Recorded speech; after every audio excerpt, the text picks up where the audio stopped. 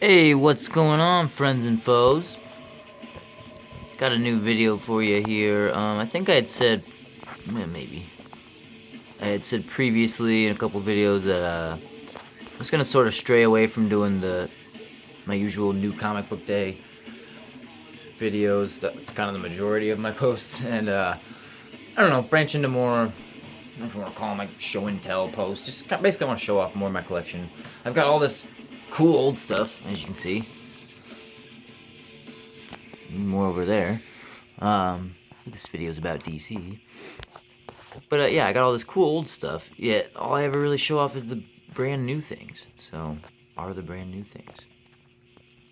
So anyway, I thought I would, I don't know, start doing more. I don't know what I'm gonna call them yet, or if they're all gonna be like this, kind of like countdowns or lists. I'm a list guy. Show off like my favorites of things. And I thought I also collect a lot more than just comics. A big one is movies. I'm a big movie guy, big movie buff.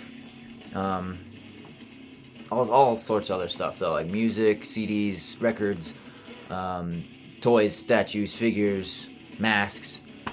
But movies and comics are probably the two bigger ones. Horror, all things horror. That's like my big passion.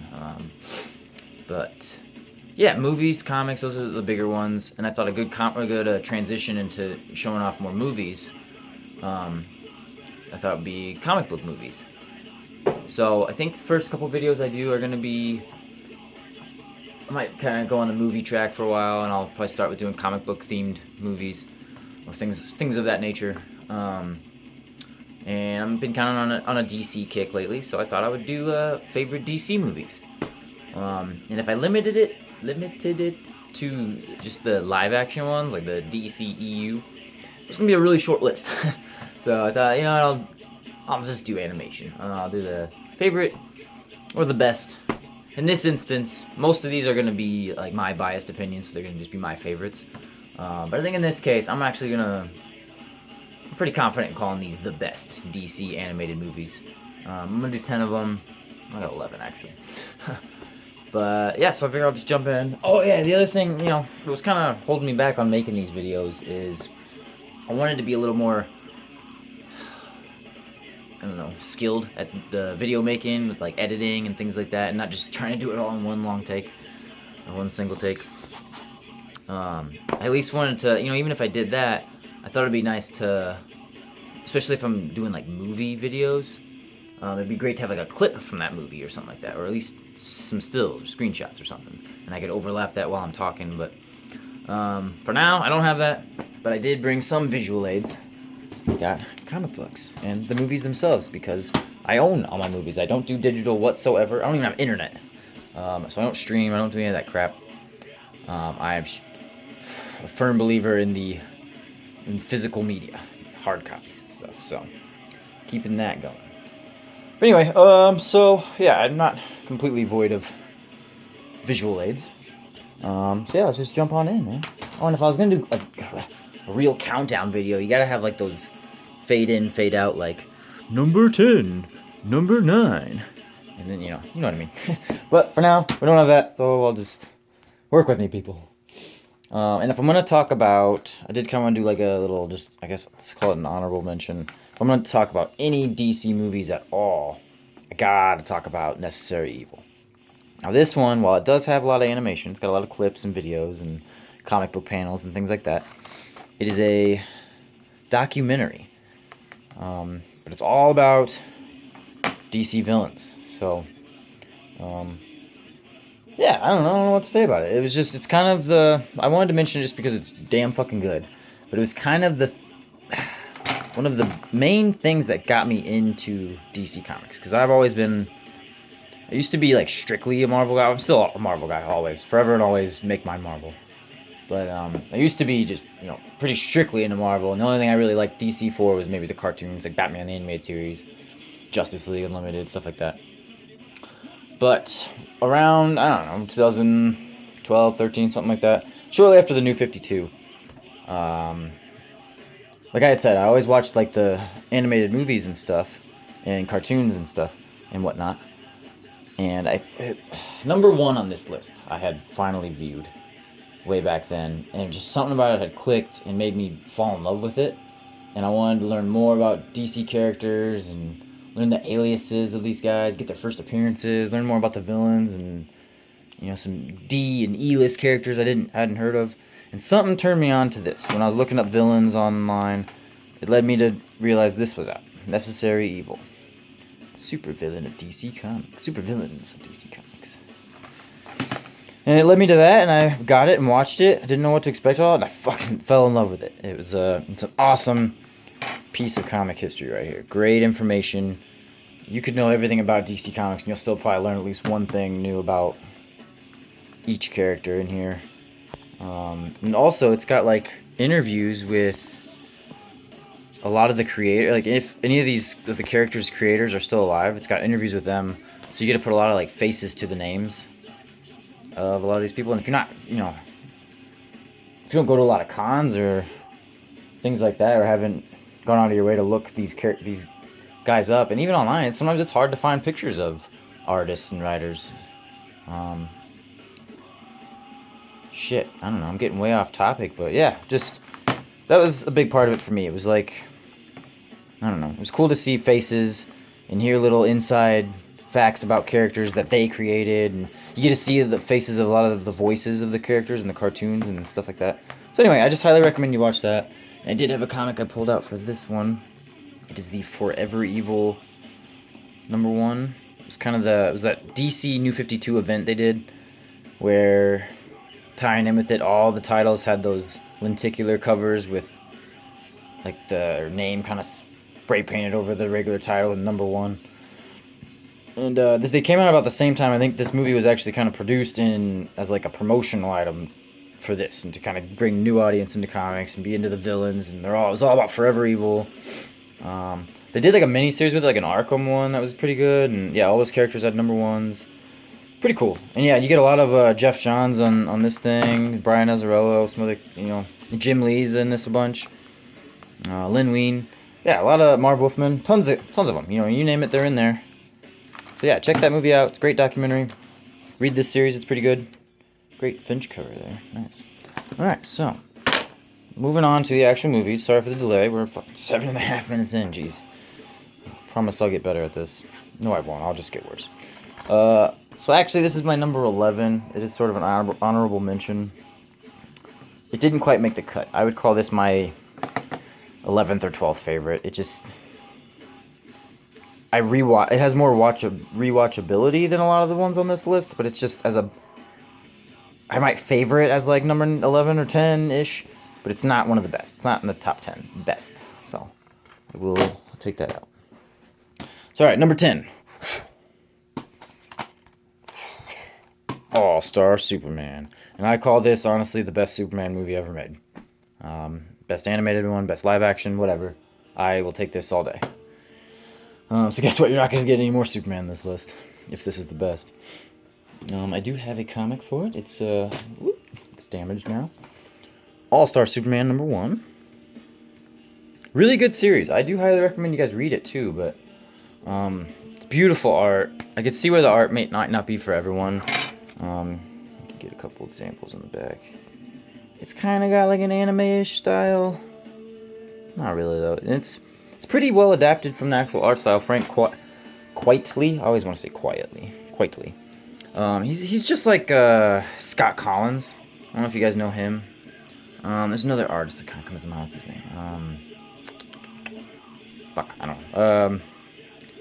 Anyway, yeah. Cool thing about it is a lot of the art is just really, I don't want to say it's simple, but there's not a lot of words to it. Like the art it's big, simple pictures, but they tell a whole story with just one panel. I mean, the art speaks for itself. The art really tells the story in this, and the movie matches it. It's not overly dialogue heavy. It's a lot of just grand pictures that, I don't know, just awesome. Check it out for yourself. Really good stuff. It's about Superman gets like sun cancer, basically. He only has a day or a week to live, so he kind of fulfills his super bucket list. So I don't know, worth checking out for sure. Alright, number 9. This is gonna be pathetic. Alright, Suicide Squad. And that's kind of why I mentioned the other Suicide Squad movie. that one I would rather rewatch almost any given day, because this one you almost have to be in the mood for it, but it's a better film. Suicide Squad: Hell to Pay. This one's shot kind of in that grindhouse, old exploitation type movie. It's kind of fuzzy on purpose. It's really cool, and it's rated R. I mean, it's super graphic. What's it say? Strong bloody violence throughout, sexual content, brief graphic nudity, and some drug material. So, yeah, I mean, check it out just for that shit. I do have a Suicide Squad comic. I don't have any books that relate to these movies, which I tried to do, but it's just my my sharp copy of Suicide Squad #1, where you do get Bronze Tiger. You know, back that's him. That's one of the best parts about this movie is you get Bronze Tiger. I'm 99% sure it's Michael Jai White again in this, in which he reprises that role. He has been Bronze Tiger before. Oh, you know when? In fucking Arrow. That's it. Duh. I think he did a voiceover for it too. And I could be maybe mistaken that it's not him, but I'm pretty positive it's him in this. Because I remember noticing it and be like, fuck yeah, Michael Jai White. Spawn. But yeah, back when Bronze Tiger used to actually be a tiger. That was great. Okay, I'm sorry. I don't know, same cast besides that as the first one. You get Copperhead in this one, instead of like King Shark and brief KG Beast in the Assault on Arkham. Killer Frost is in it again. She's not on the cover. I believe it's also still Jennifer Hale, I think is her name. She is one of the most familiar sounding cartoon voices ever. You'll recognize her for sure. She did Ms. Marvel on the Avengers show. I think she's like Dexter's mom on Dexter's Lab, but I mean, whatever. Getting off topic. I can't go into all the voices of these guys. I'm a strong appreciator of voiceover acting. Here's number 8. Throne of Atlantis. Somewhere in here I might have an Aquaman comic. I don't have very many in this house. I maybe own 5 Aquaman comics, maybe 6. I am not a big Aquaman fan whatsoever. But that said, for this movie to place so high, that says something. Really good movie. I think it's like the second one they did in that whole New 52 universe, like the DCAU. After, I think War was the first one for that, and it sort of kicked off where... Was there another one before that? I don't know what I'm trying to say. But basically, in that movie, it was like the first time they all had met. So it was kind of they all hadn't been heroes doing this for very long. I don't know, whatever. And all the voices changed. I believe Rosario Dawson became Wonder Woman. Jason O'Mara is Batman. Mara, whatever. Okay, anyway, in this movie, Orm is the villain. And it's kind of this movie that the Momoa movie kind of followed this plot, which is sort of based again off the New 52 Aquaman stuff. So you get Ocean Master in both these. Oh yeah, so I was saying I only have maybe 5 or 6 Aquaman comics, and 2 of them are that one where he gets his hand or arm bitten off by the piranhas. I got 2 of that one. So, is that Jim Aparo? I think so. I don't see any 6, but alright. Okay, so that's that one. Now we got, what, number 7? I always put the line through my 7. The dash. Speaking of, Justice League War. I fucking love this movie. It's one of my most watched ones. I really, really like it. And again, so this is the one where basically it's a New 52 movie for DC. It was, and they fight Darkseid. Oh, you got a little tumor. It's the lenticular covers I was talking about for Forever Evil. Yeah, they all had like the 23.1, 24.2 things. It's kind of dope.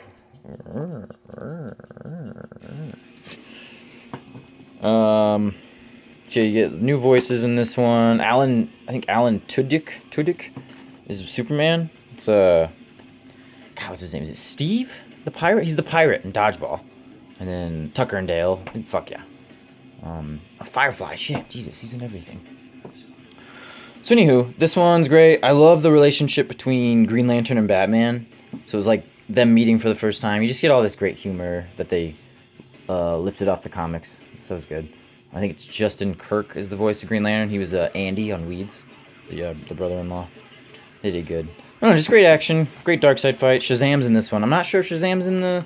It basically adapts the first 6 or so issues of Justice League New 52. I think it's the first 6 because that's when Darkseid comes in. I'm not sure if Shazam was with them in those issues, so they kind of throw him in as well. So I also have with that the Shazam book, because in this one you kind of get Shazam's origin in this. You get everybody's origin. You get Cyborg's origin, Shazam's origin, and it's kind of the retelling of it, where it's like in this book, it's like where they make the wizard black. There he is. He had previously always been white. It's kind of the... Is it an elevator? No, that's gonna probably be...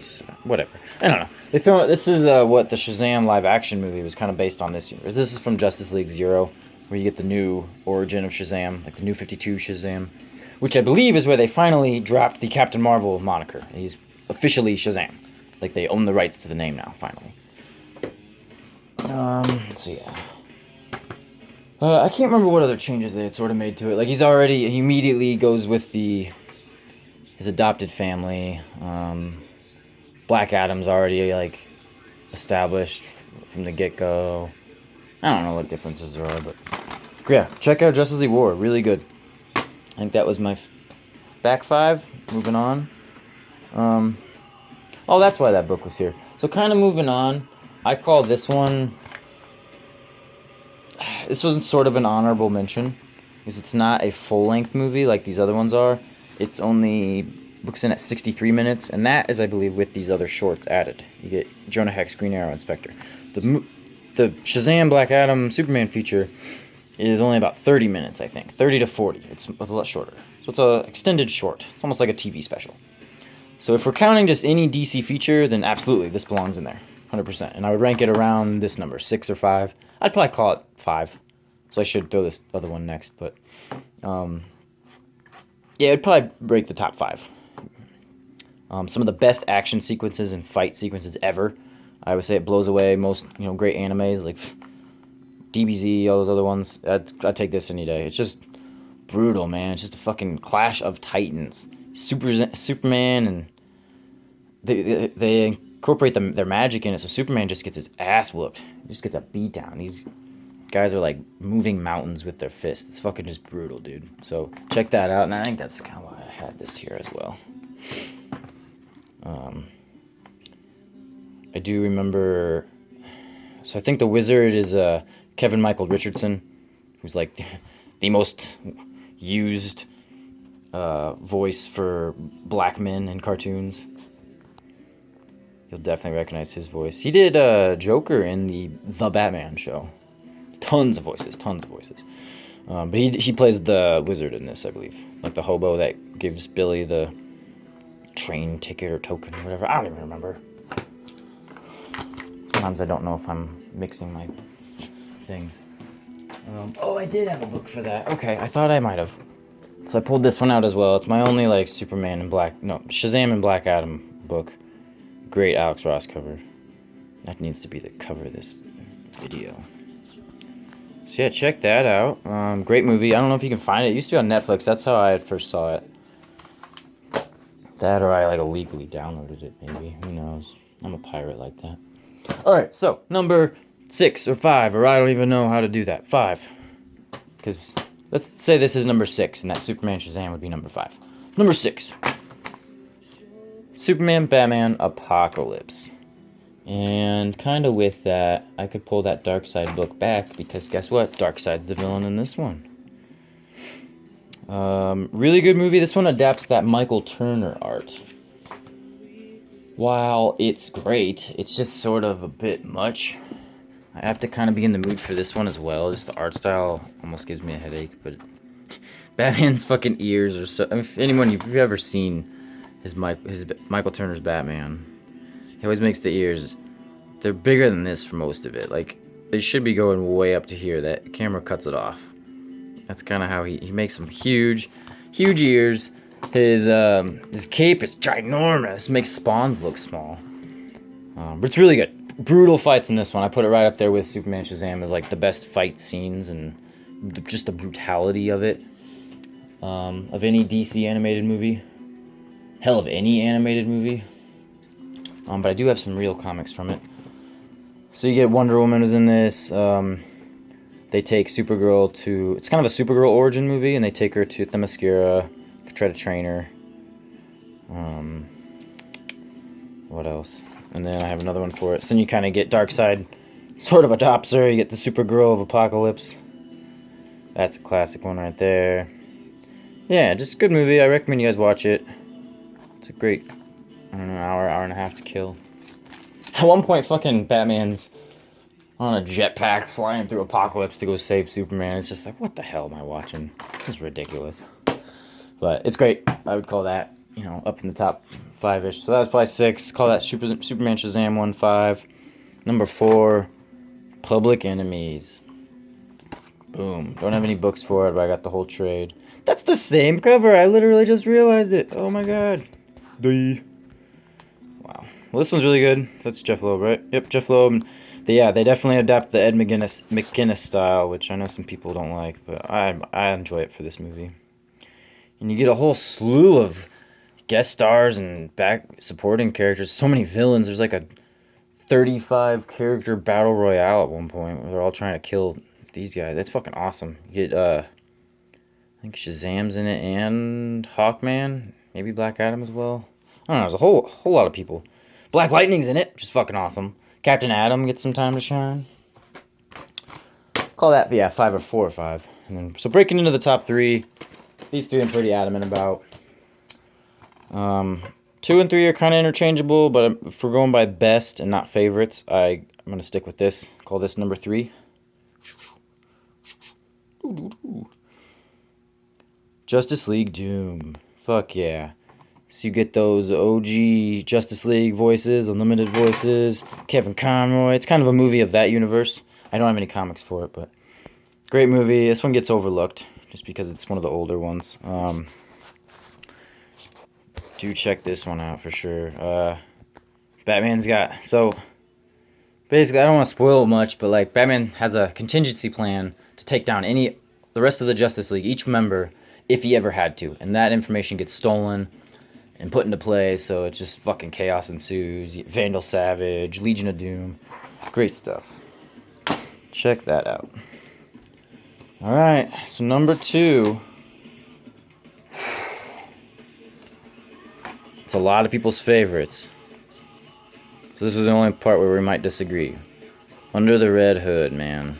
This one used to be my favorite until I saw number 1, which took its place. I got some comics for that. Boom.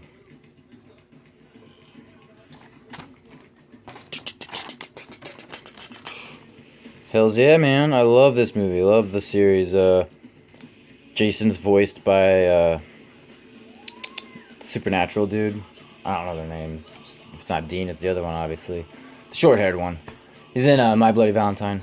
He does a great job. Dude, I've probably every other time I watch this movie, I fucking cry. It's just so good. So well made. Greatly adapted. Very little changes to it. Highly recommend it. Alright, well, what's that mean? What's the only one left? Number 1. You guessed it. Had to be the only one left. Flashpoint Paradox. Fuck to the yeah. This is what started it all for me. It made me a fan of DC Comics. I was just a pedestrian casual fan before that. Saw this.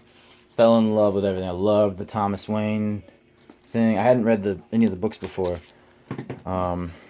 Loved the scene in the beginning with... I love Reverse Flash. Loved the scene in the beginning with all the rogues. And then that's what kind of led me into looking into the rogues.